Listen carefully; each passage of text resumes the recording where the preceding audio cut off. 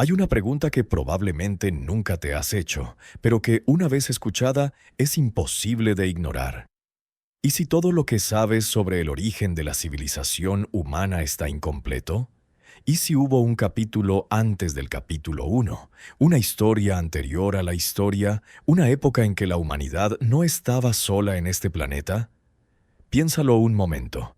Aceptamos sin cuestionarlo que la civilización surgió hace aproximadamente 6.000 años en Mesopotamia, que antes de eso éramos cazadores, recolectores sin escritura ni ciudades, y que todo lo que construimos después lo inventamos nosotros mismos, paso a paso, generación tras generación.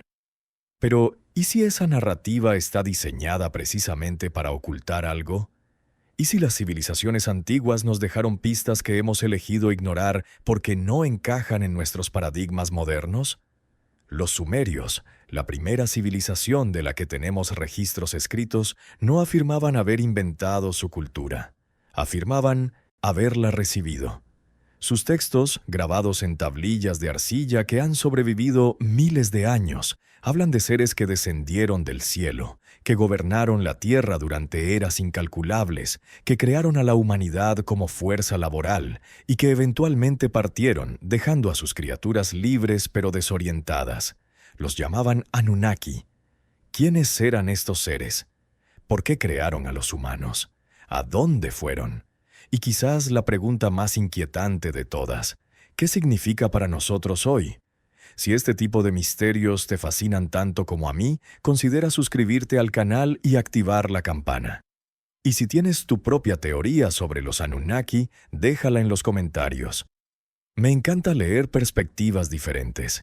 Ahora, prepárate para un viaje que te llevará más allá de lo que crees saber. Vamos a retroceder no cientos ni miles, sino muchos miles de años, hasta una época en que el mundo era joven, los dioses caminaban entre los mortales y la humanidad aún no había aprendido a estar sola. Cierra los ojos por un instante, siente el calor del sol mesopotámico sobre tu piel, el olor del barro del Éufrates, el sonido de cánticos en una lengua que ya nadie habla. Estás en Sumeria, y los dioses todavía están aquí. En 1849, un joven arqueólogo británico llamado Austen Henry Layard excavaba entre las ruinas de Nínive, la antigua capital asiria, cuando sus trabajadores descubrieron algo que cambiaría nuestra comprensión del pasado para siempre. Más de 20.000 tablillas de arcilla cubiertas de inscripciones cuneiformes, enterradas durante más de 2.500 años. Entre el polvo y los escombros de un imperio olvidado, la biblioteca del rey Asurbanipal había esperado pacientemente a ser encontrada. Y en esas tablillas, escritas en una lengua que nadie había leído durante milenios, se narraban historias de dioses que descendieron del cielo, que crearon a la humanidad, que gobernaron la tierra, como señores absolutos. Los sumerios los llamaban Anunnaki, aquellos que del cielo a la tierra vinieron. Y sus relatos son tan antiguos que hacen parecer joven al Antiguo Testamento. El descubrimiento de la biblioteca de Asurbanipal fue uno de los hallazgos arqueológicos más importantes de la historia, aunque su significado completo tardaría décadas en comprenderse. Las tablillas estaban escritas en acadio, la lengua de los asirios y babilonios, pero muchas de ellas eran copias de textos mucho más antiguos, originalmente compuestos en sumerio. El propio Asurbanipal, que reinó en el siglo VII antes de nuestra era, se jactaba de poder leer inscripciones de antes del diluvio. Este detalle es significativo. Incluso en aquella época los textos sumerios se consideraban antigüedades venerables, reliquias de una era perdida. Entre las tablillas encontradas en Nínive estaba la Epopeya de Gilgamesh, el poema más antiguo conocido por la humanidad. Narra las aventuras de un rey sumerio que buscó la inmortalidad, y en uno de sus episodios incluye un relato del diluvio que precedió al bíblico por al menos 1.000 años. Cuando el asiriólogo George Smith tradujo esta sección en 1872, el impacto fue tal que, según cuenta la leyenda, comenzó a desnudarse de emoción en medio de una conferencia. el mundo académico victoriano quedó conmocionado. La Biblia ya no era la fuente más antigua de estas historias, pero la epopeya de Gilgamesh era solo el comienzo. A medida que más tablillas fueron traducidas, emergió un panorama cada vez más complejo.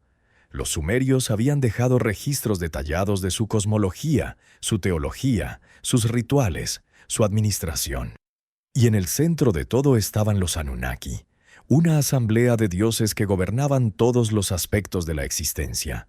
No eran deidades abstractas ni fuerzas de la naturaleza personificadas. Eran seres con biografías, con familias, con conflictos internos. Amaban, odiaban, conspiraban, se vengaban. Y según los textos, habían llegado de otro lugar. La palabra Anunnaki se ha traducido de diversas maneras. La interpretación más aceptada académicamente la descompone como aquellos de sangre real o descendientes de An. Pero otra lectura posible es aquellos que del cielo a la tierra vinieron, derivando el término de An, cielo, y Ki, tierra. Esta segunda interpretación ha sido favorecida por investigadores alternativos como Zecharia Sitchin, aunque rechazada por la mayoría de los sumerólogos profesionales. Lo que no está en disputa es que los sumerios creían que estos seres habían descendido de algún lugar celestial y habían establecido su dominio sobre la tierra en un pasado remoto. Las tablillas sumerias describen un consejo de dioses donde las decisiones importantes se tomaban colectivamente. An, el dios del cielo, era el padre nominal, pero raramente intervenía en los asuntos terrenales. Enlil, señor del aire y los decretos, era quien realmente gobernaba, ejecutando la voluntad de la asamblea con rigor a veces cruel. Enki, señor de las aguas y la sabiduría, era el favorito de la humanidad, el dios que consistentemente abogaba por los mortales ante sus compañeros más duros. Estas tres figuras, junto con docenas de deidades menores, formaban un panteón tan estructurado como cualquier gobierno terrenal. Lo que resulta fascinante es la consistencia de estos relatos a través de miles de años y múltiples culturas mesopotámicas. Los acadios, babilonios, asirios y posteriormente los persas adoptaron y adaptaron el panteón sumerio, cambiando nombres pero preservando estructuras y narrativas básicas. Esta continuidad sugiere que los sumerios habían creado algo más que mitos locales. Habían establecido un marco cosmológico que resonaba profundamente con los pueblos de la región. O quizás, como algunos sugieren, estaban transmitiendo un conocimiento que no era originalmente suyo. Imagina una época tan remota que ni siquiera existían las pirámides de Egipto. Hace más de 6.000 años, en las llanuras entre el Tigris y el Éufrates, surgió la primera civilización de la que tenemos registro escrito, Sumeria. Y los sumerios no creían haber inventado su cultura.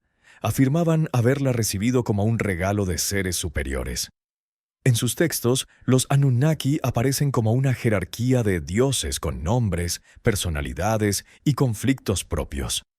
An era el Padre Celestial, Enlil, el Señor del aire y los decretos, Enki, el dios de la sabiduría y las aguas profundas, y Nanna, la diosa del amor y la guerra.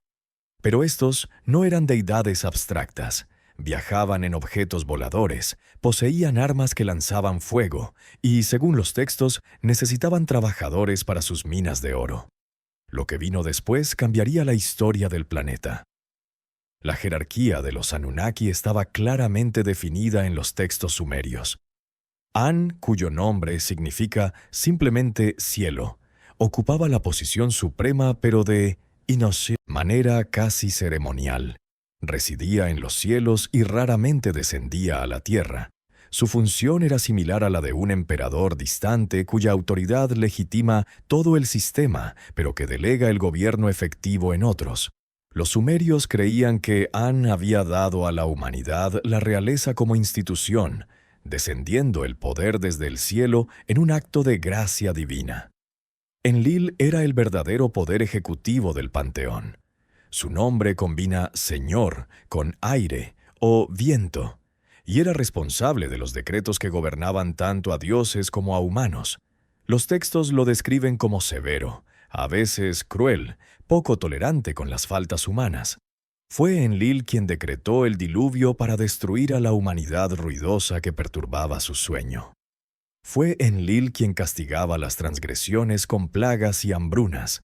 Su templo principal estaba en Nippur, considerada la ciudad santa de Sumeria, donde los reyes acudían a recibir legitimación divina.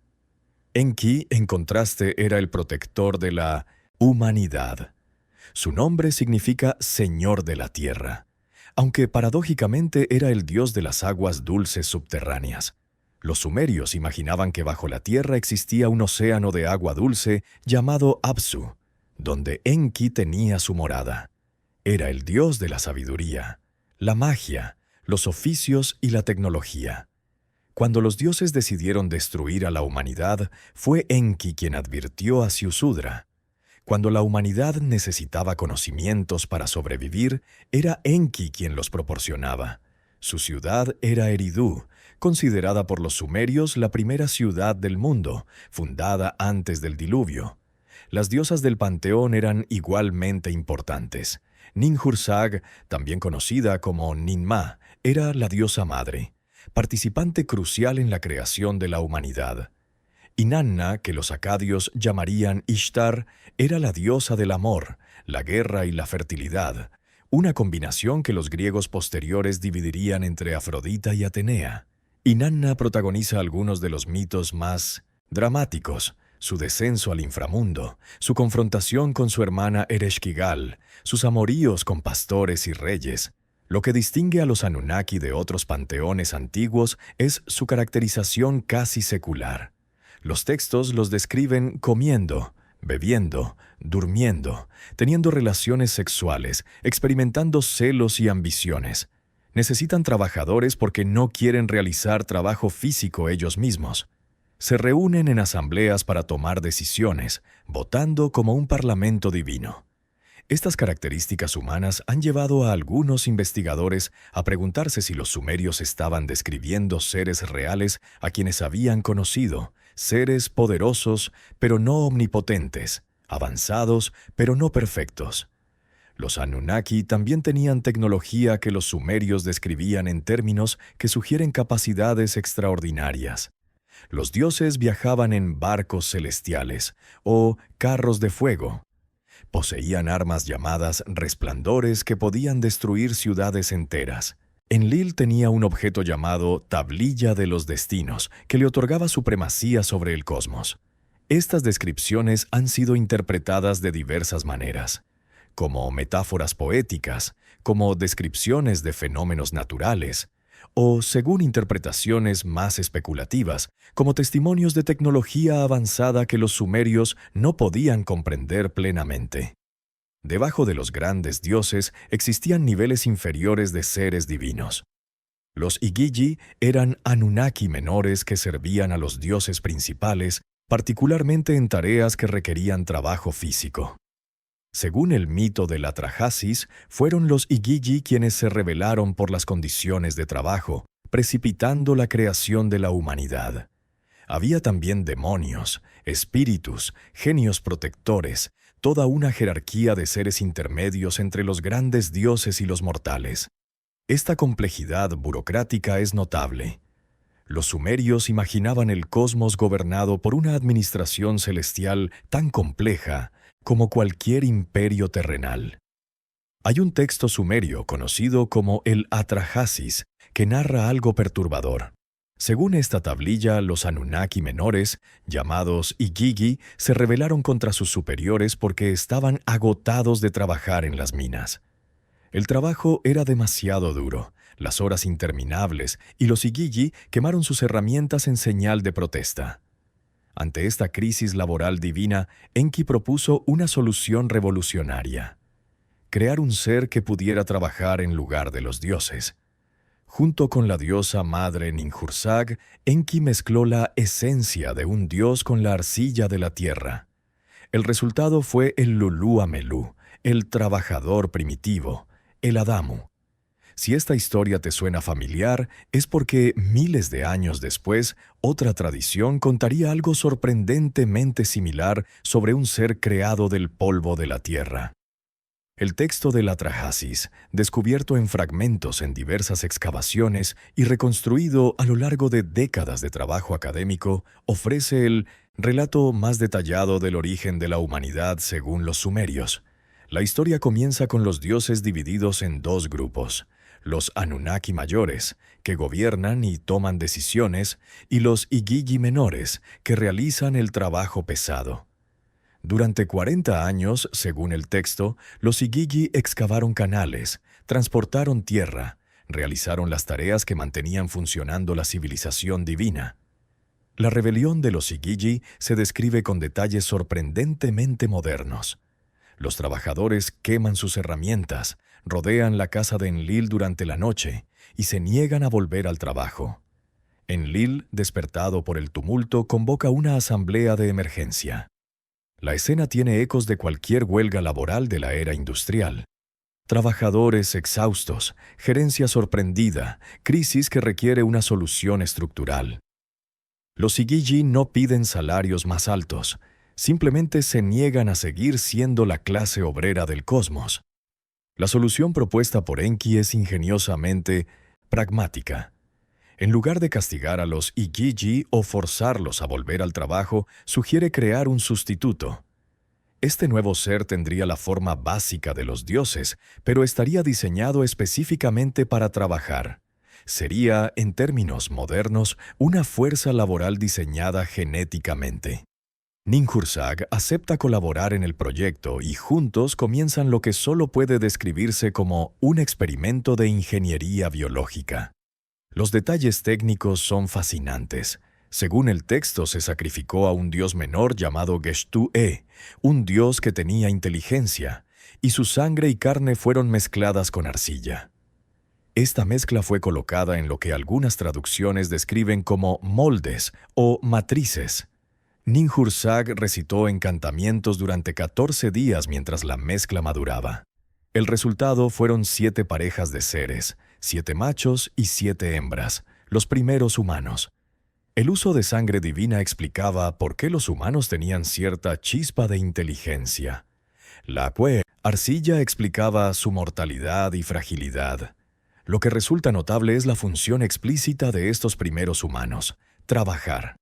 El texto es claro al respecto. Los humanos fueron creados para llevar la canasta de los dioses, es decir, para realizar el trabajo que los Igigi se habían negado a hacer. No fueron creados para adorar a los dioses, no fueron creados por amor o curiosidad divina. Fueron creados como solución a un problema logístico. Esta visión utilitaria del origen humano contrasta dramáticamente con las narrativas que enfatizan el lugar especial de la humanidad en la creación. Pero algo salió diferente de lo planeado. Los primeros humanos eran estériles, incapaces de reproducirse por sí mismos. Los dioses tenían que crear cada nuevo trabajador individualmente, un proceso laborioso que limitaba la fuerza de trabajo. Entonces Enki y Ninhursag hicieron otra modificación. Dotaron a los humanos de la capacidad de reproducción sexual. Esta modificación que algunos paralelos bíblicos han conectado con el conocimiento del bien y del mal en el jardín del Edén, permitió que la humanidad se multiplicara exponencialmente. Y multiplicarse fue exactamente lo que hicieron. Las tablillas describen cómo la población humana creció hasta llenar las ciudades de los dioses, hasta que el ruido de tantos mortales perturbaba el sueño de Enlil. Este crecimiento descontrolado eventualmente llevaría a una crisis que los dioses resolverían de la manera más drástica posible. Pero antes de llegar al diluvio, hubo una era que algunas tradiciones recuerdan como la Edad de Oro, cuando dioses y humanos coexistían y la civilización florecía bajo tutela celestial. Las listas de reyes sumerias son uno de los documentos más enigmáticos de la antigüedad. Grabadas en prismas de arcilla, estas listas registran los gobernantes de Mesopotamia desde cuando la realeza descendió del cielo hasta los reyes históricos verificables. Los primeros monarcas, Según estos textos, reinaron durante períodos imposibles. Alulim de Eridu gobernó durante 28.800 años. Enmen-Luana durante 43.200. Antes del diluvio, según las listas, 8 reyes gobernaron 5 ciudades durante 241.200 años. Los académicos descartan estas cifras como simbólicas o míticas. Pero otros se preguntan, ¿y si estas cifras representan algo real que simplemente no comprendemos? ¿Y si hubo una época en que seres de vida extraordinariamente larga gobernaron la Tierra de manera directa? La lista real sumeria existe en múltiples versiones, la más famosa de las cuales es el prisma de Weld Blundell, actualmente en el Museo Ashmolean de Oxford. Este prisma de arcilla, inscrito en 4 lados con texto cuneiforme, fue creado alrededor del 1800 antes de nuestra era, aunque registra eventos supuestamente mucho más antiguos. Comienza con una declaración que ha fascinado a los estudiosos durante generaciones. Después de que la realeza descendió del cielo, la realeza estuvo en Eridu. Las 5 ciudades antediluvianas mencionadas en la lista, Eridu, Bad Tibira, Larak, Sipar y Shurupak, eran todas ciudades reales que los arqueólogos han excavado. Eridu, en particular, es considerada por muchos la ciudad más antigua del mundo, con restos que datan de hace aproximadamente 7.000 años. Los sumerios la veneraban como el primer lugar donde los dioses establecieron la civilización, la morada original de Enki. Las excavaciones han revelado una secuencia de templos construidos uno sobre otro durante milenios, sugiriendo una continuidad de culto extraordinaria. Los reinados imposibles de la era antediluviana han generado múltiples teorías explicativas. Algunos académicos sugieren que los números utilizan un sistema matemático diferente al nuestro, quizás sexagesimal en lugar de decimal, y que una conversión correcta produciría cifras más razonables. Otros proponen que los años eran en realidad meses o períodos ceremoniales más cortos. Una tercera interpretación sugiere que los reinados representan dinastías completas, no individuos, con el nombre del rey más notable sustituyendo a toda su línea. Pero hay quienes toman los números más literalmente. Si los primeros reyes eran en realidad Anunnaki o híbridos de Anunnaki y humanos, sus esperanzas de vida podrían haber sido genuinamente diferentes. Los textos sumerios hablan de dioses que viven eternamente o por períodos vastísimos. Un ser que viviera decenas de miles de años podría gobernar durante períodos que nos parecen mitológicos, pero que para él serían simplemente una carrera administrativa normal. Lo que resulta indiscutible es que la lista real sumeria distingue claramente entre 2 eras, antes del diluvio y después. El texto dice: «El diluvio barrió todo. Después de que el diluvio hubo barrido todo, y la realeza había descendido del cielo, la realeza estuvo en Kish». Los reyes postdiluvianos tienen reinados largos, pero dentro de lo humanamente posible. Cientos de años, no decenas de miles. Esta transición sugiere un cambio fundamental en la naturaleza del gobierno, de lo divino a lo humano, de lo eterno a lo mortal. Las ciudades de esta era antediluviana se describen como centros de esplendor. Bad Tibira significa fortaleza de los herreros, sugiriendo una industria metalúrgica avanzada. Sipar era la ciudad del dios Sol Utu, y los textos la asocian con conocimientos astronómicos. Shurupak, la ciudad del último rey antediluviano, sería también la ciudad de Siusudra, el Noé sumerio. Cada ciudad tenía su dios patrón, su especialización, su lugar en una red de centros que formaban algo parecido a una civilización planificada. Si esta era existió realmente, representaría algo extraordinario. Una época en que los humanos vivían bajo la tutela directa de seres superiores, aprendiendo de ellos, sirviéndoles, pero también beneficiándose de su conocimiento y protección. Era, en cierto sentido, una infancia de la especie, una edad de dependencia antes de que la humanidad fuera forzada a crecer.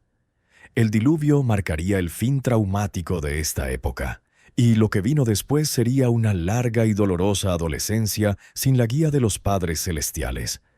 Mucho antes de que Noé construyera su arca, un hombre llamado Ziusudra recibió una advertencia.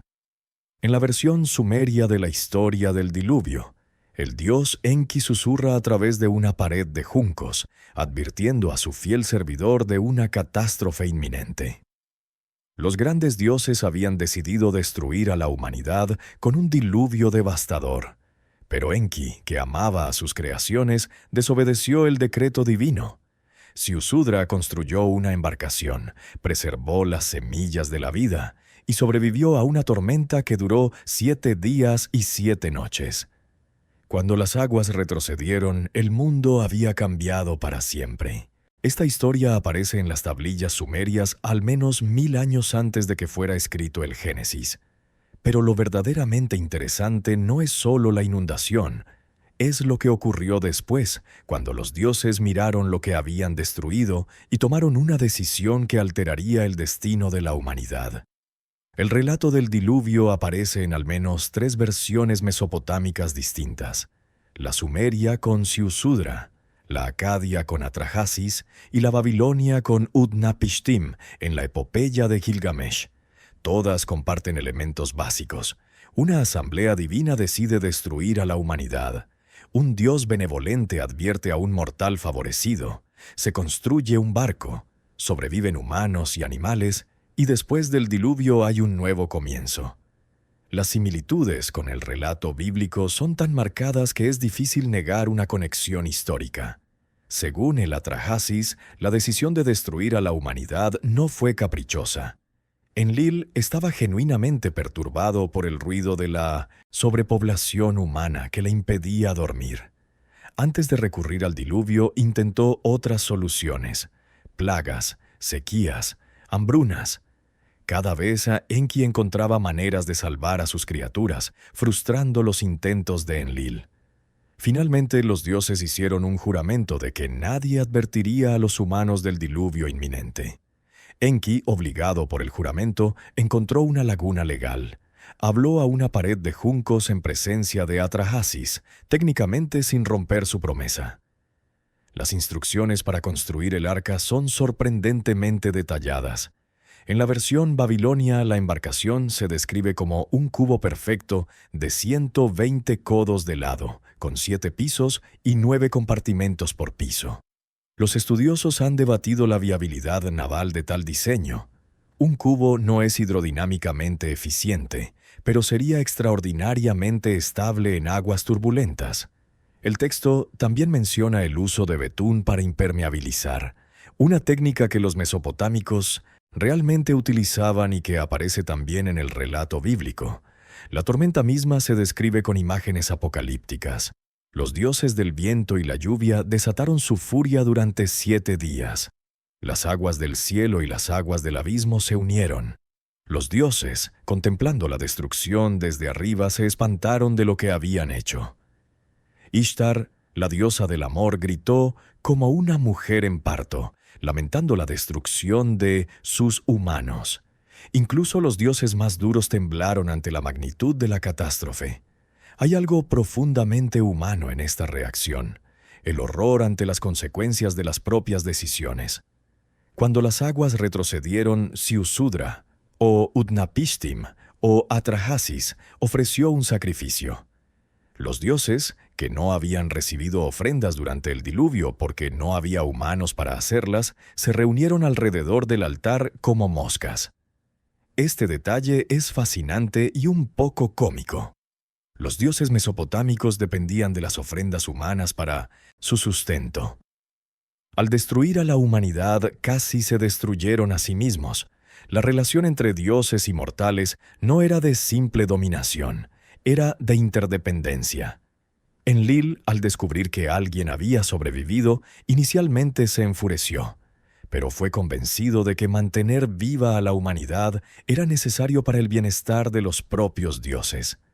En un gesto de reconciliación, elevó a Ziusudra y su esposa al estatus de inmortales, enviándolos a vivir en la distancia, en la boca de los ríos. Esta concesión marcaba un nuevo pacto. La humanidad continuaría existiendo, pero la relación entre dioses y mortales nunca volvería a ser la misma. Ningún texto antiguo registra el momento exacto, pero algo cambió. En algún punto entre el diluvio y el surgimiento de las primeras dinastías humanas verificables, los Anunnaki dejaron de gobernar directamente. Los textos posteriores hablan de dioses que se retiraron a sus templos, que comunicaban sus deseos a través de sacerdotes y oráculos, que ya no caminaban entre los mortales como antes. ¿Qué sucedió? Las teorías especulativas hablan de una partida deliberada, de una misión cumplida, de un regreso a su lugar de origen. Algunos textos mesopotámicos mencionan conflictos entre facciones divinas, guerras celestiales que devastaron ciudades enteras. Lo que sabemos con certeza es que la relación entre dioses y humanos cambió drásticamente. Los señores del cielo se convirtieron en ausencias que había que invocar, en memorias que se transformaban lentamente en leyenda. El cambio es perceptible en la naturaleza misma de los textos. Los relatos más antiguos describen a los dioses actuando directamente en el mundo, caminando por las calles de las ciudades, teniendo conversaciones con mortales, interviniendo físicamente en los eventos. Los textos posteriores muestran una distancia creciente. Los dioses hablan a través de sueños, envían señales en los cielos, comunican sus deseos mediante sacerdotes que interpretan entrañas de animales sacrificados. La divinidad se vuelve más abstracta, más remota, más dependiente de intermediarios. Algunos textos mesopotámicos hablan de guerras entre los dioses que tuvieron consecuencias devastadoras para las ciudades humanas. El lamento por la destrucción de Ur, compuesto después de la caída de la tercera dinastía de Ur alrededor del 2000 antes de nuestra era, describe cómo Enlil envió una tormenta que destruyó la ciudad, cómo los dioses abandonaron sus templos, cómo el orden divino que había sostenido la civilización se derrumbó. Textos similares lamentan la destrucción de otras ciudades, siempre atribuyendo las catástrofes a la partida o el abandono de los dioses patronos. La tradición del lamento por Sumer y Ur ofrece una imagen particularmente vívida. Describe cómo los dioses fueron ordenados a abandonar sus ciudades, cómo Ningal, la diosa de Ur, suplicó permanecer pero fue forzada a marcharse, cómo las calles que antes bullían de actividad quedaron silenciosas y cubiertas de cadáveres. El texto tiene un tono elegíaco, nostálgico, de pérdida irreparable. Es como si los sumerios comprendieran que una era había terminado, que los dioses que habían caminado entre ellos no regresarían. Hay indicios de que no todos los Anunnaki partieron de la misma manera o al mismo tiempo. Algunos textos sugieren facciones en conflicto, los que querían permanecer en la tierra versus los que querían partir, los que apoyaban a la humanidad versus los que la veían como un problema. Marduk, el dios que eventualmente ascendería a la supremacía en Babilonia, protagoniza mitos en los que desafía el viejo orden y establece uno nuevo. Su ascenso podría reflejar cambios reales en las estructuras de poder celestial o cambios políticos terrenales proyectados hacia los cielos. Lo que es innegable es que, para el segundo milenio antes de nuestra era, la relación entre dioses y humanos se había transformado fundamentalmente. Los dioses ya no gobernaban directamente. Los reyes humanos gobernaban en su nombre. Los dioses ya no caminaban por las calles, habitaban estatuas en templos oscuros. Los dioses ya no hablaban claramente. Había que descifrar sus mensajes en señales ambiguas. Esta transición, gradual pero inexorable, marcó el comienzo de lo que podríamos llamar la era propiamente humana de la historia. La pregunta que permanece es, ¿por qué? ¿Fue una decisión consciente de retirarse habiendo cumplido algún propósito? ¿Fue el resultado de conflictos internos que debilitaron su presencia? ¿Fue algo más mundano, como un cambio en las condiciones que les permitían permanecer? Los textos antiguos no ofrecen una respuesta clara. Solo registran el hecho del cambio, dejando que generaciones posteriores especulen sobre sus causas. Imagina despertar un día y descubrir que tus padres han desaparecido sin dejar nota. Imagina que esos padres eran seres de conocimiento vastamente superior al tuyo, que te habían enseñado todo lo que sabías, que mantenían funcionando sistemas que no comprendías del todo. Esto, según ciertas interpretaciones de los textos antiguos, fue lo que experimentó la humanidad primitiva cuando los Anunnaki partieron. Los humanos quedaron con fragmentos de conocimiento, con herramientas que no sabían replicar, con memorias de una edad dorada que se desvanecía con cada generación. Los templos permanecían, pero los dioses ya no respondían. Los rituales se repetían, pero su significado original se perdía lentamente. La humanidad había sido creada para servir, y de pronto se encontraba libre, pero también abandonada, confundida, buscando en el cielo señales de unos padres que no regresaban. El período inmediatamente posterior a la partida de los dioses, si aceptamos esta narrativa, habría sido traumático. Los sumerios habían desarrollado su civilización bajo tutela divina. Sus ciudades estaban organizadas alrededor de templos, sus calendarios marcados por festivales religiosos, sus leyes supuestamente dictadas por los dioses mismos. Cuando esa estructura de autoridad se volvió silenciosa, el vacío tuvo que llenarse de alguna manera. Los sacerdotes, que antes eran intermediarios, se convirtieron en intérpretes de un silencio cada vez más profundo. Las primeras dinastías propiamente humanas muestran una preocupación obsesiva con la legitimidad. Los reyes de la primera dinastía de Kish, la primera después del diluvio según la lista real, todavía reclamaban conexión divina, pero de manera diferente. Ya no eran dioses gobernando directamente. Eran humanos elegidos por los dioses, ungidos por ellos, responsables ante ellos. El cambio es sutil pero fundamental. El poder ya no emanaba directamente de la divinidad presente, sino de una divinidad ausente cuya voluntad debía inferirse. Esta transición se refleja en la arquitectura. Los templos sumerios más antiguos eran estructuras relativamente modestas, lugares donde supuestamente los dioses residían físicamente. Los zigurats posteriores, esas grandes torres escalonadas que dominaban las ciudades mesopotámicas, eran algo diferente. Escaleras hacia el cielo, intentos de alcanzar a dioses que ya no descendían. El zigurat de Ur, parcialmente restaurado y visitable hoy, tiene más de 4000 años. Su propósito declarado era proporcionar un lugar elevado donde los dioses pudieran descender si elegían hacerlo. La arquitectura misma refleja la esperanza de un reencuentro. Los rituales también cambiaron. Las prácticas religiosas mesopotámicas del segundo milenio incluyen elaborados procedimientos de adivinación, lectura de entrañas, observación de aceite en agua, interpretación de patrones de humo. Estas técnicas sugieren una comunicación indirecta, codificada, muy diferente de la comunicación directa que los textos más antiguos describen. Si antes los dioses hablaban claramente, ahora había que buscar sus mensajes en señales oscuras, en coincidencias, en fenómenos naturales que podían o no tener significado. La literatura del período refleja una angustia existencial notable. La epopeya de Gilgamesh, en su forma más desarrollada, trata sobre un rey que busca desesperadamente la inmortalidad después de perder a su amigo. Gilgamesh viaja hasta los confines del mundo. Encuentra al único mortal que sobrevivió al diluvio, aprende que la inmortalidad no está destinada a los humanos, y regresa a su ciudad para encontrar consuelo en las obras que perduraran después de su muerte.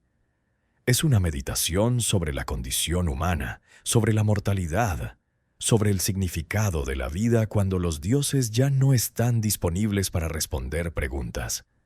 La humanidad, huérfana de sus creadores, comenzó el largo proceso de reinventarse. Algunas verdades se preservaron en templos y escuelas sacerdotales. Otras se perdieron con cada generación que moría. Los rituales se repetían por costumbre, aunque su significado original se oscureciera.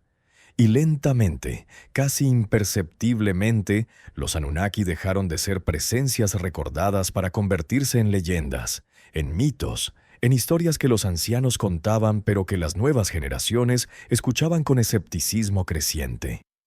Hay estructuras en este planeta que desafían la explicación convencional. En Baalbek, Líbano, 3 piedras de más de 800 toneladas cada una forman la base de un templo romano, pero los romanos nunca afirmaron haberlas colocado. Encontraron el cimiento ya construido y edificaron encima. En Pumapunku, Bolivia, bloques de diorita fueron cortados con una precisión que requeriría herramientas modernas, en una época en que supuestamente solo existían cinceles de cobre. En Göbekli Tepe, Turquía, un complejo de templos fue construido hace 12.000 años, 6.000 años antes de Stonehenge, por cazadores-recolectores que supuestamente carecían de organización social compleja. Los arqueólogos tienen explicaciones para cada uno de estos sitios, pero todas requieren asumir capacidades extraordinarias en pueblos que dejaron muy poca evidencia de tales capacidades. ¿Y si estos monumentos son los restos de una era anterior, los fragmentos de un conocimiento que sobrevivió a la partida de sus creadores originales? Baalbek, en el valle de la Bekaa libanés, alberga las piedras cortadas más grandes jamás utilizadas en construcción. El trilithón, 3 piedras que forman parte de la base del templo de Júpiter, pesa aproximadamente 800 toneladas cada una. Cerca del sitio permanece la Piedra del Sur, parcialmente extraída de la cantera, pero nunca transportada, que pesa más de 1.000 toneladas. Las explicaciones convencionales sugieren que los romanos movieron estas piedras usando rampas, rodillos y miles de trabajadores. Pero los romanos nunca reclamaron haber movido las piedras del trilithón. Sus propios textos indican que encontraron la plataforma ya existente y construyeron encima de ella. ¿Quién entonces movió estas piedras? ¿Y cómo? Pumapunku, parte del complejo arqueológico de Tiahuanaco en Bolivia, presenta otro conjunto de enigmas. Los bloques de piedra muestran cortes de precisión milimétrica, superficies planas que parecen pulidas a máquina, agujeros perforados con una regularidad que sugiere herramientas rotativas. El material principal es andesita y diorita, rocas extremadamente duras que solo pueden trabajarse con herramientas de acero o diamante. Sin embargo, la cultura tiahuanaco, según la arqueología convencional, no conocía el hierro y ciertamente no tenía acceso al acero. Las explicaciones oficiales hablan de técnicas perdidas de trabajo de piedra con herramientas de bronce y piedra. Los escépticos preguntan, ¿dónde están entonces esas herramientas? ¿Dónde están los experimentos modernos que replican estos resultados con la tecnología supuestamente disponible? Göbekli Tepe reescribió la prehistoria cuando fue excavado a partir de 1994. Este sitio en el sureste de Turquía contiene pilares de piedra de hasta 6 metros de altura, decorados con relieves de animales, organizados en círculos que fueron deliberadamente enterrados hace unos 10.000 años. La datación es segura. Estamos hablando del 10º milenio antes de nuestra era, una época en que, según el paradigma convencional, los humanos aún no habían inventado la agricultura, la cerámica, ni vivían en asentamientos permanentes. Sin embargo, aquí hay arquitectura monumental que requeriría coordinación de cientos de trabajadores durante décadas. El arqueólogo Klaus Schmidt, quien dirigió las excavaciones hasta su muerte, dijo que Göbekli Tepe demostraba que primero vino el templo, después la ciudad. La religión, o algo parecido a ella, habría precedido a la civilización misma. Las pirámides de Egipto presentan sus propios misterios. La Gran Pirámide de Giza contiene aproximadamente 2.300.000 bloques de piedra, cada uno pesando en promedio 2,5 toneladas.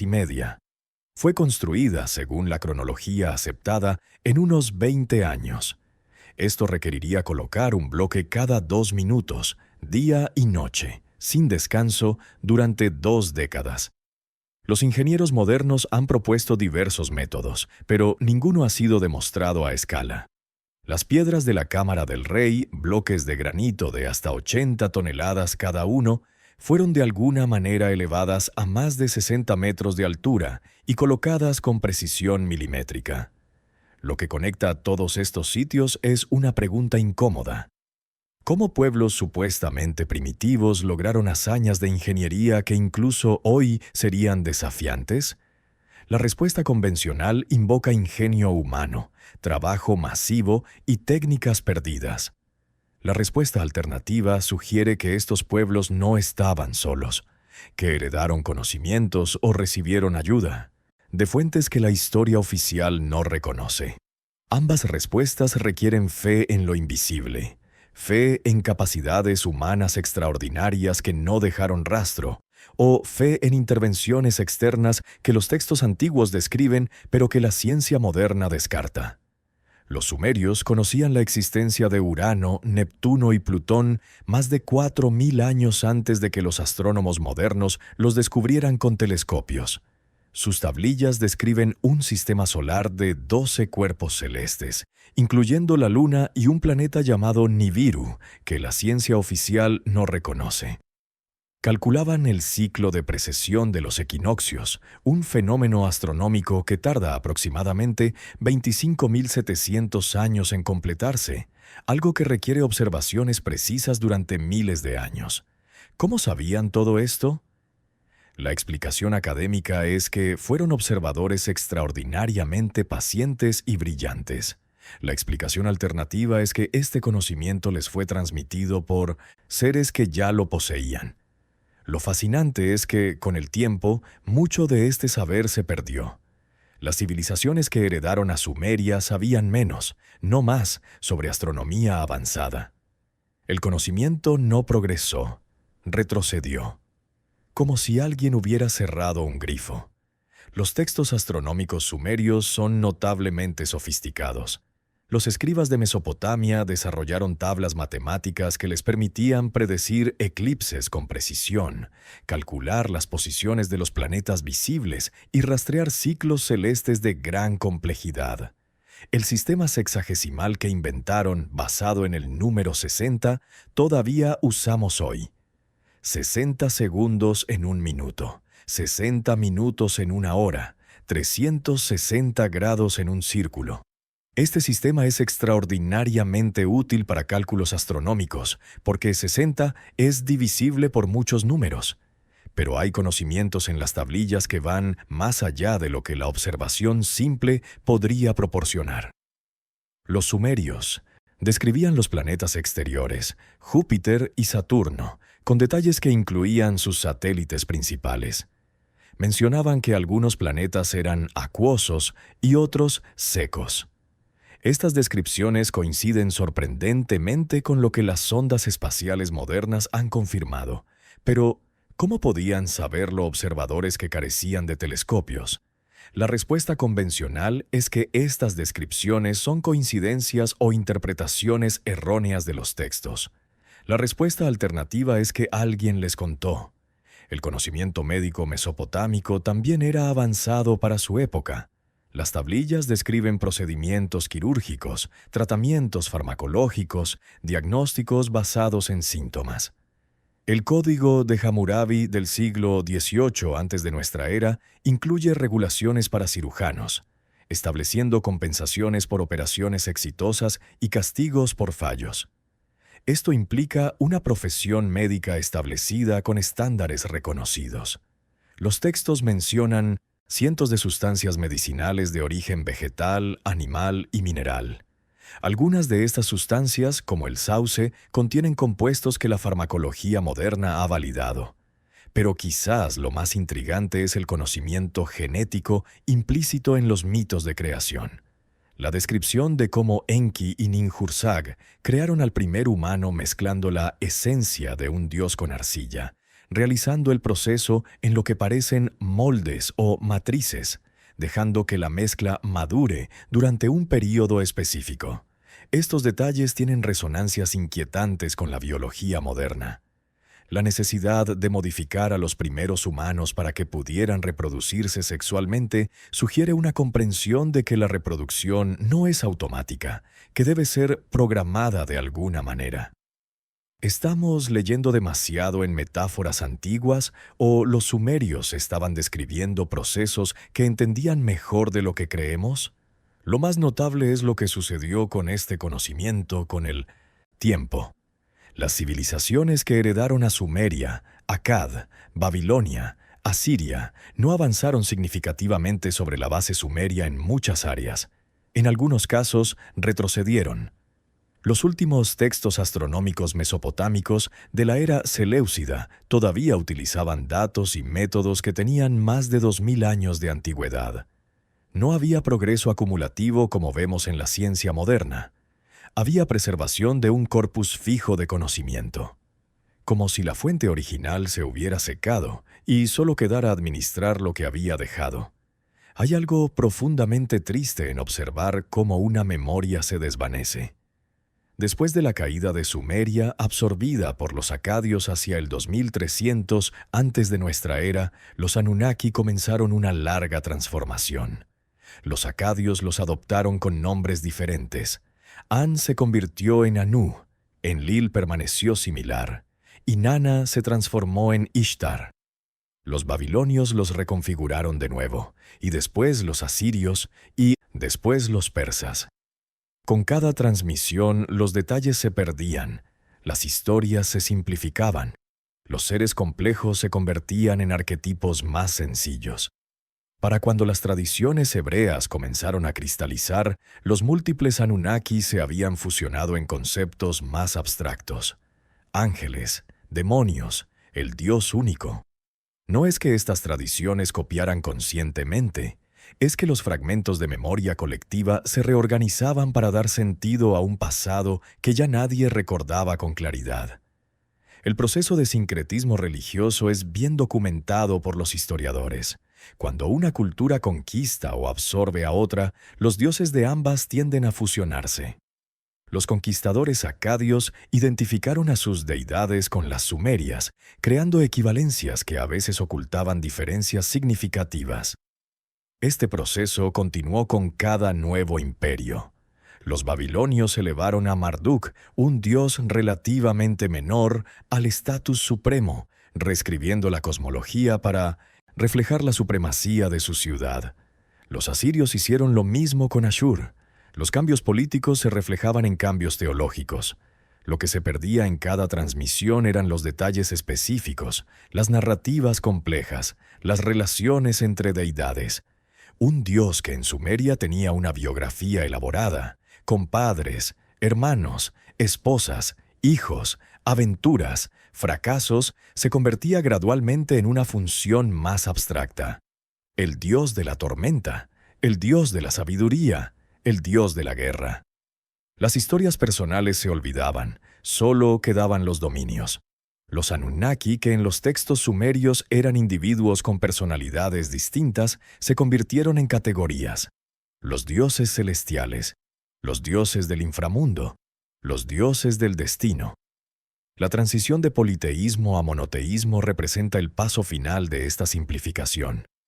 Donde antes había un panteón complejo con jerarquías y conflictos internos, emergió la idea de un único Dios todopoderoso. Los académicos debaten cómo y por qué ocurrió esta transición en las tradiciones que eventualmente darían origen al judaísmo, cristianismo e islam. Una teoría es que el monoteísmo representa una evolución natural del pensamiento religioso hacia la abstracción. Otra es que refleja cambios políticos.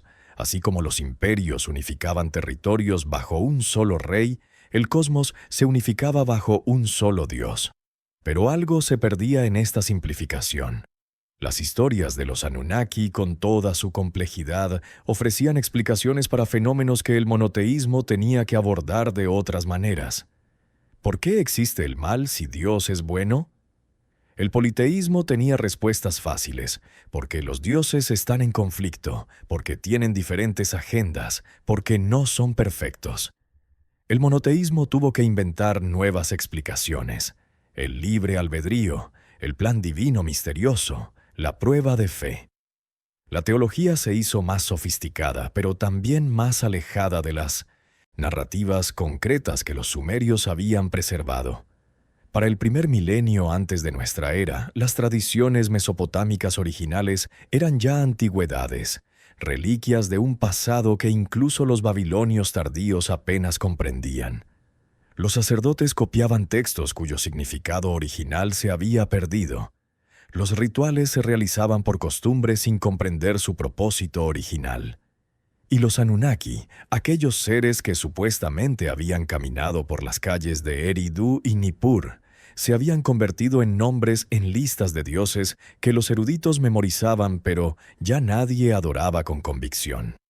Cuando los estudiosos del siglo XIX comenzaron a traducir las tablillas mesopotámicas, quedaron asombrados por las similitudes con el Antiguo Testamento. El relato del diluvio era casi idéntico. La historia de Moisés en la cesta de juncos tenía un paralelo exacto en el mito de Sargón de Akkad.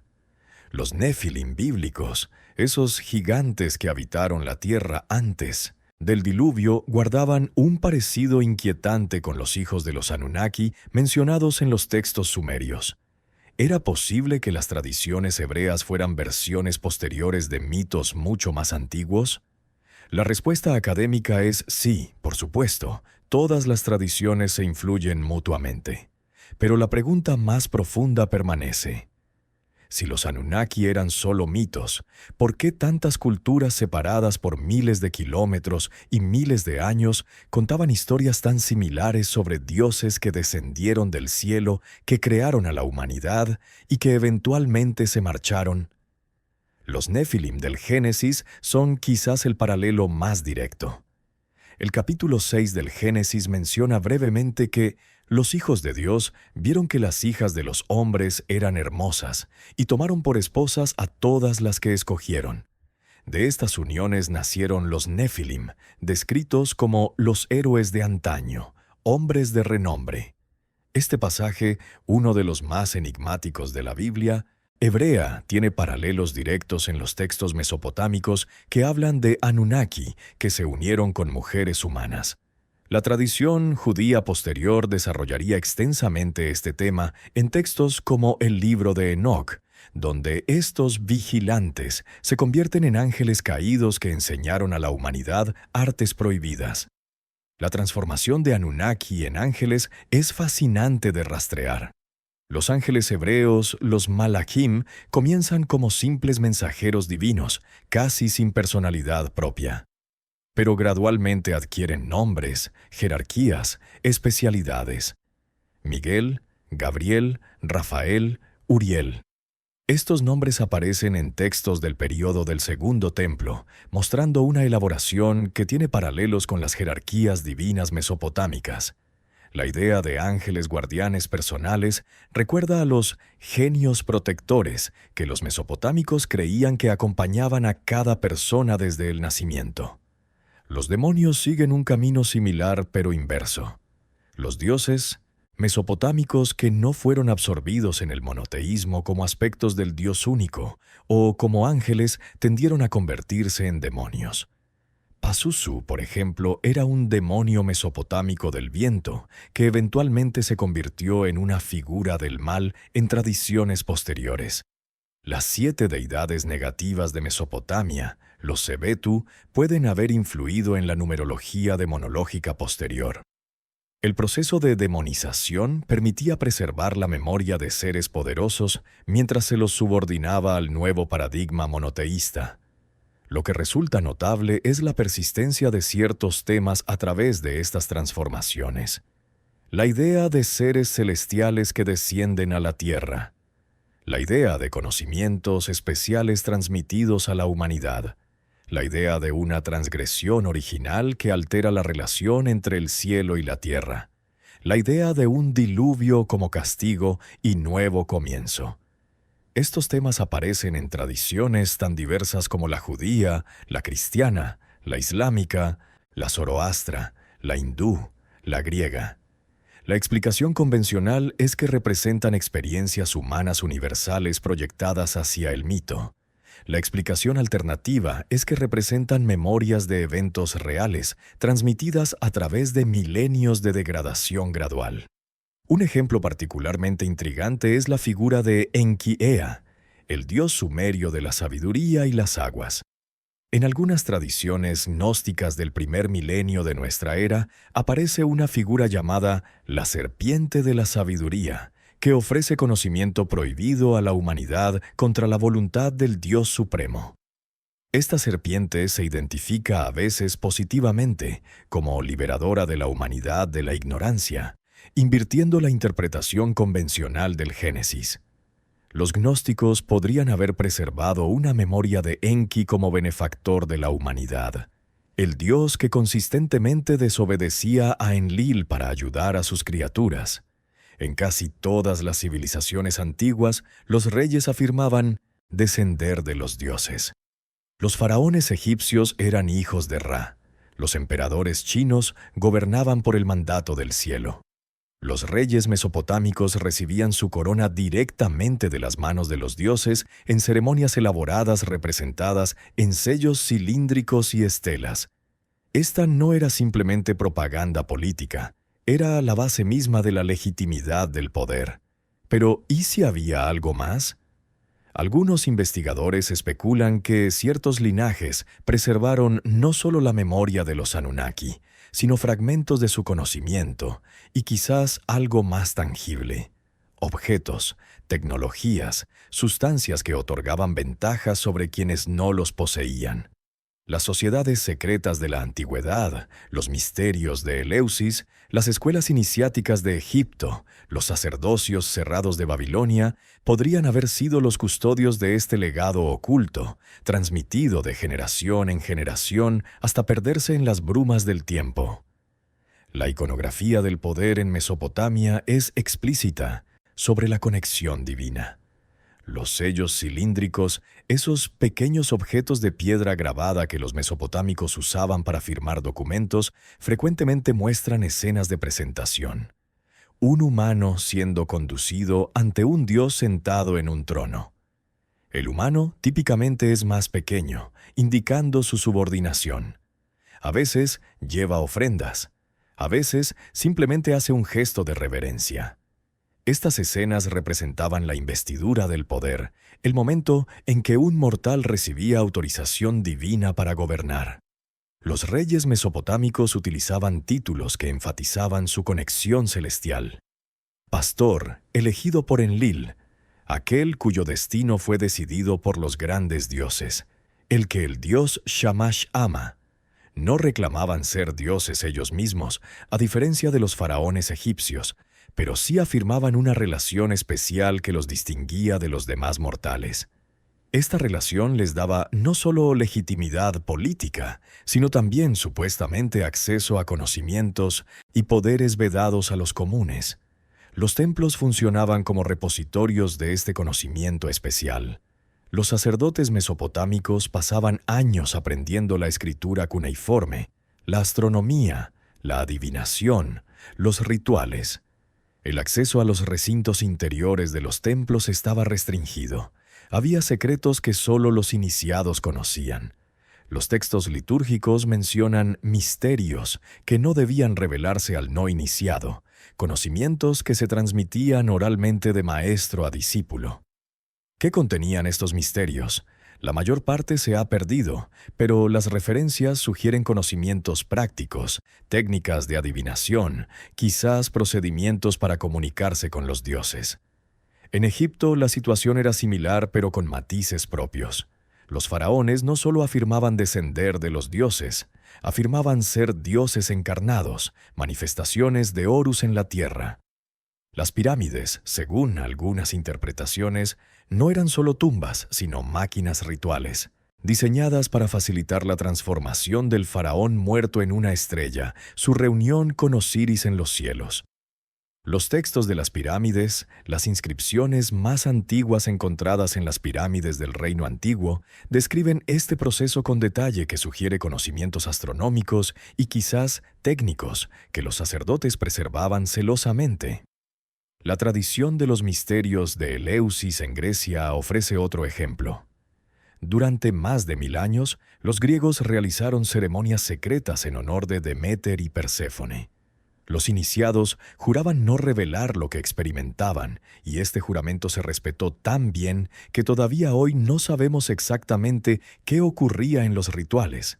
Lo que sabemos es que la experiencia era transformadora.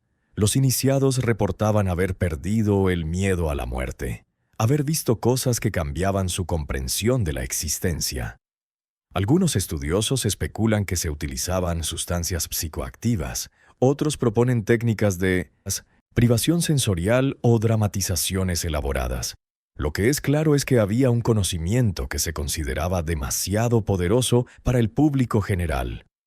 ¿Qué quedó de estos conocimientos secretos?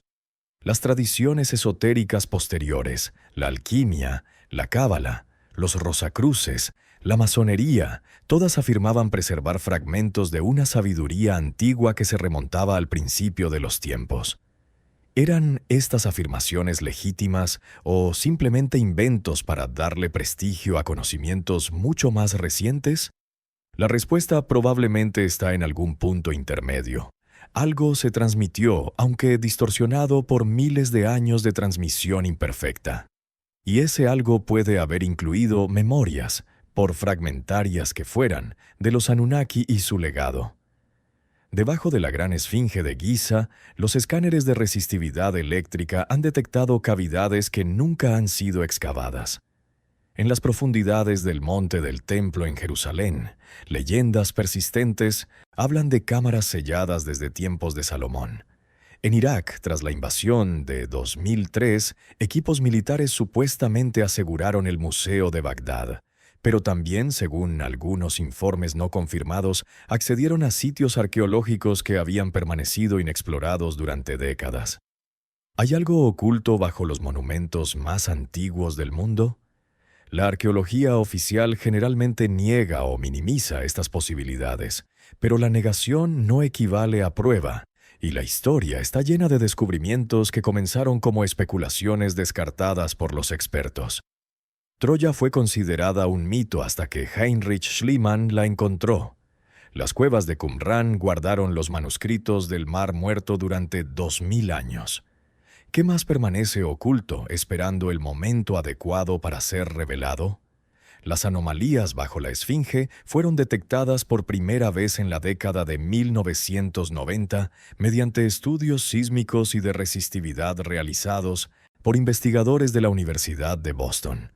Las imágenes sugerían la existencia de una cámara rectangular a varios metros de profundidad, así como posibles túneles que conectarían la Esfinge con la Gran Pirámide.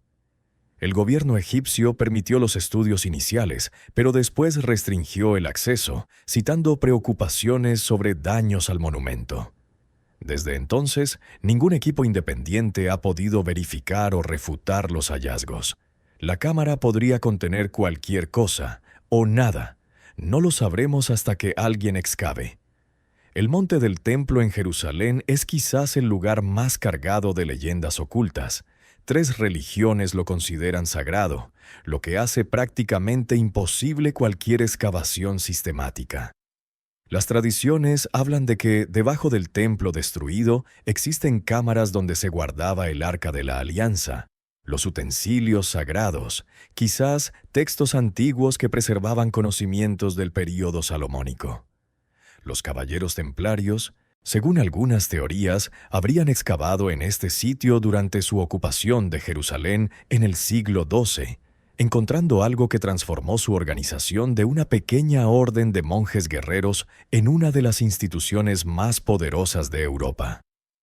Los eventos en Irak durante y después de la invasión de 2003 alimentaron numerosas teorías sobre conocimientos ocultos. El Museo de Bagdad fue saqueado, aunque muchas piezas fueron después recuperadas. Pero hubo informes, nunca confirmados oficialmente, de que ciertos sitios arqueológicos recibieron atención especial de las fuerzas ocupantes. El sitio de Ur, la ciudad donde supuestamente nació Abraham, está cerca de una base aérea que las fuerzas estadounidenses controlaron durante años. ¿Se realizaron excavaciones no reportadas? ¿Se encontró algo de interés? Las fuentes oficiales niegan cualquier actividad de este tipo, pero la negación oficial no ha satisfecho a quienes sospechan que hay más en la historia. Hay otros sitios que generan preguntas similares. Debajo del templo de Dendera en Egipto, relieves muestran objetos que algunos han interpretado como bombillas eléctricas, aunque los egiptólogos tienen explicaciones alternativas. En Ecuador, supuestamente existe un sistema de túneles llamado la Cueva de los Tallos, que contendría una biblioteca de metal con inscripciones antiguas, aunque las expediciones que han investigado no han encontrado evidencia concluyente. En la India, templos antiguos tienen bóvedas selladas cuya apertura está prohibida por razones religiosas.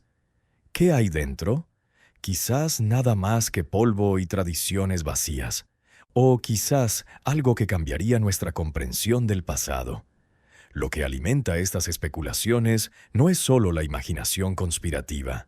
Es la evidencia documentada de que los antiguos valoraban el secreto, de que enterraban deliberadamente conocimientos para preservarlos o protegerlos, de que las élites sacerdotales y reales mantenían información vedada al público. Si hicieron esto con textos y rituales, ¿por qué no con objetos, con tecnologías, con evidencias físicas de su verdadero origen? La posibilidad sigue abierta, esperando a un descubrimiento que quizás nunca llegue, o que quizás ya ha ocurrido en secreto. En 1976, un lingüista llamado Zecharia Sitchin publicó un libro que sacudiría el mundo de la investigación alternativa.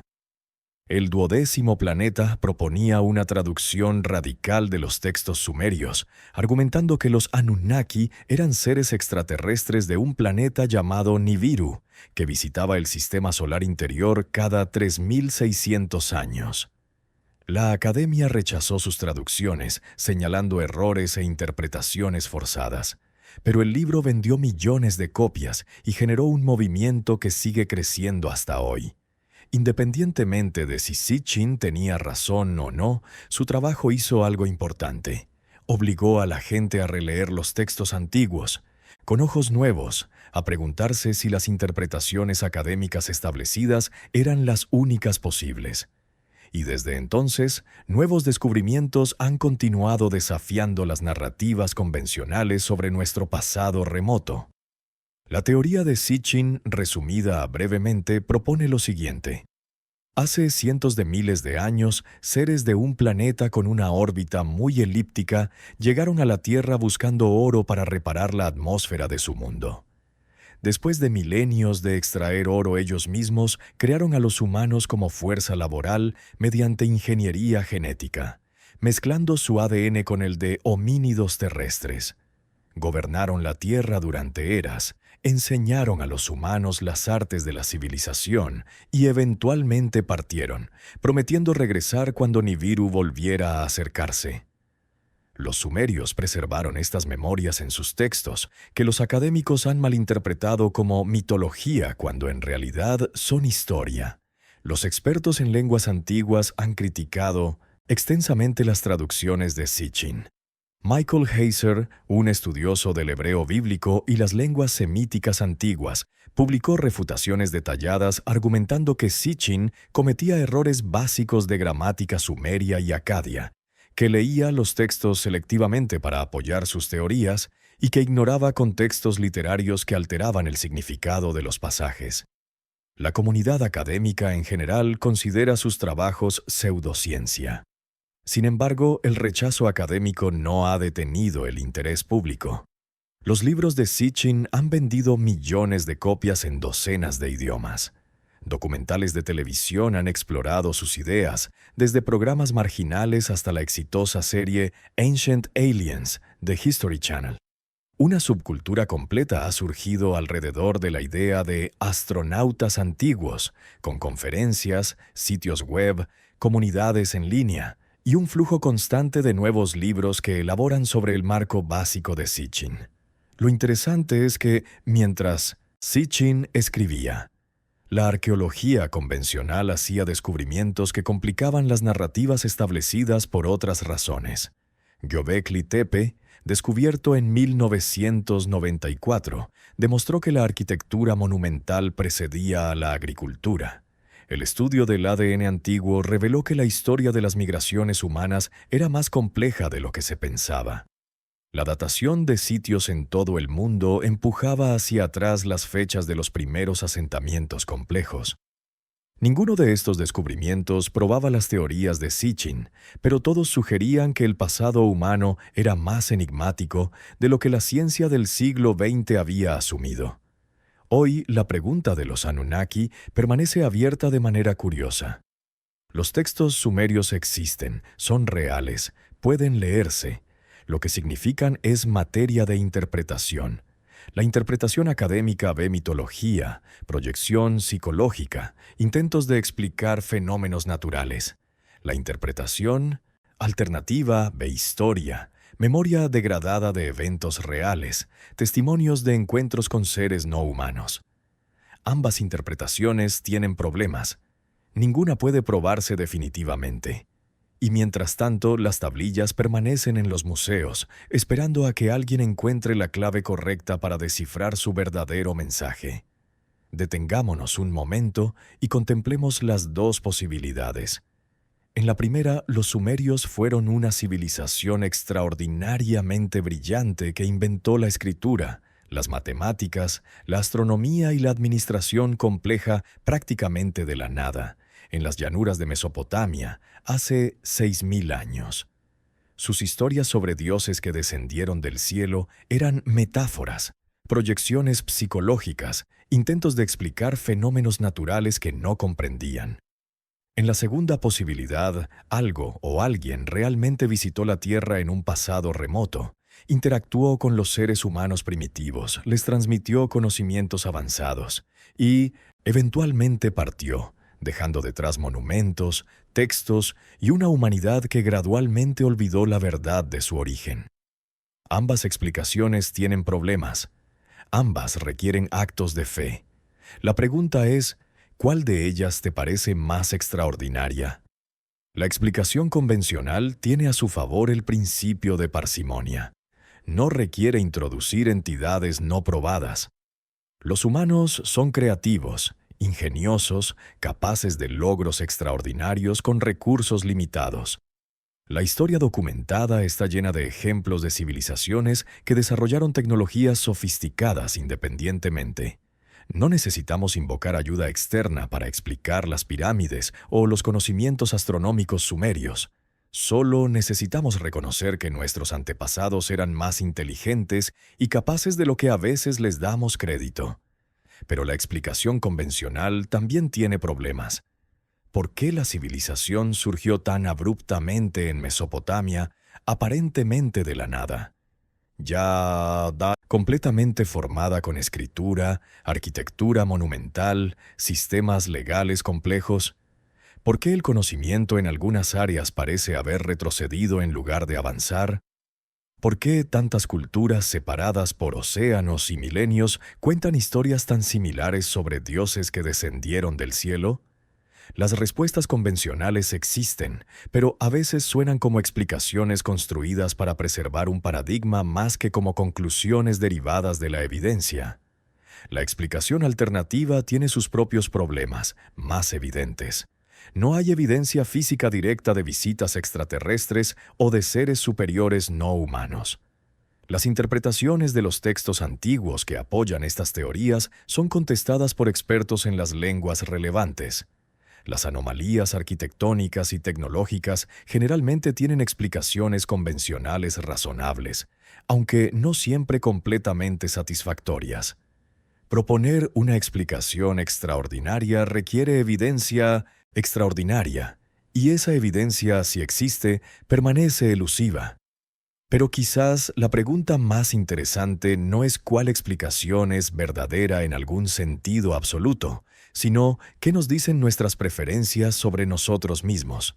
¿Por qué millones de personas encuentran más satisfactoria la idea de orígenes alienígenas que la de desarrollo humano autónomo? ¿Por qué los académicos defienden tan vigorosamente las explicaciones convencionales, a veces más allá de lo que la evidencia justifica? ¿Qué necesidades psicológicas, culturales, espirituales estamos tratando de satisfacer cuando contemplamos estas preguntas? Los sumerios, quienes quiera que fueran sus dioses, nos dejaron un legado extraordinario. Inventaron la escritura que eventualmente permitiría que estas palabras llegaran a ti. Desarrollaron las matemáticas que sustentan nuestra tecnología. Observaron los cielos con una paciencia y precisión que todavía impresionan. Y contaron historias que, 3000 años después, todavía nos hacen preguntarnos sobre nuestro lugar en el cosmos. Quizás ese sea su verdadero regalo. No respuestas, sino preguntas que nos invitan a seguir buscando. Y así llegamos al final de este viaje a través de las arenas del tiempo, de vuelta a las llanuras de Mesopotamia donde todo comenzó, o donde algo terminó, dependiendo de cómo elijas ver la historia. Hemos caminado por las bibliotecas de arcilla de reyes olvidados. Hemos escuchado los ecos de dioses que quizás nunca existieron, o que quizás simplemente dejaron de visitarnos. Hemos contemplado monumentos que desafían nuestras explicaciones y textos que guardan secretos que aún no hemos descifrado. Lo que resulta innegable es la extraordinaria creatividad del espíritu humano, esa capacidad de mirar al cielo y preguntarse de dónde venimos, de construir torres para alcanzar a los dioses, de escribir historias que sobreviven milenios.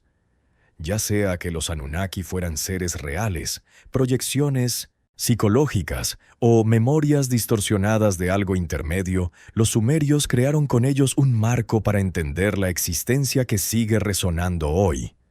Los dioses vienen del cielo. La humanidad es especial pero imperfecta. El conocimiento es poder. El tiempo devora todo. Estas verdades mitológicas son también verdades humanas. Los herederos de Sumeria, nosotros mismos incluidos, hemos pasado milenios intentando recuperar lo que se perdió. Cada excavación arqueológica, cada tablilla traducida, cada teoría propuesta es un intento de reconstruir un rompecabezas cuyas piezas se dispersaron hace mucho tiempo. Quizás nunca tengamos el cuadro completo. Quizás el misterio mismo sea parte del regalo. Lo que podemos hacer es honrar a quienes vinieron antes, a los escribas que copiaron pacientemente textos que no entendían del todo, a los sacerdotes que preservaron rituales cuyo significado original se había perdido, a los arqueólogos que rescataron fragmentos del olvido, a los soñadores que insistieron en que había más de lo que los expertos admitían. Todos ellos, cada uno a su manera, mantuvieron viva una pregunta que quizás nunca tenga respuesta definitiva, pero que nunca debería dejar de hacerse. ¿De dónde venimos realmente?